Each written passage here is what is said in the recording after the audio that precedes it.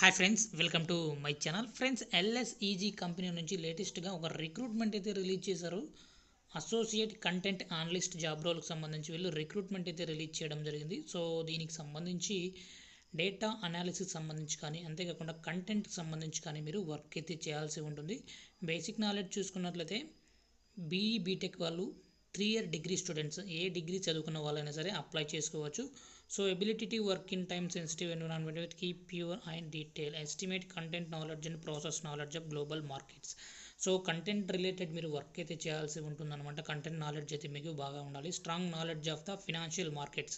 So financial మార్కెట్కి సంబంధించి కానీ, ఓవరాల్ కమ్యూనికేషన్ స్కిల్స్ కానీ, excellent return and overall communication skills కూడా మీకు ఉండాలని ఇక్కడ డీటెయిల్స్లో మెన్షన్ చేయడం జరిగింది.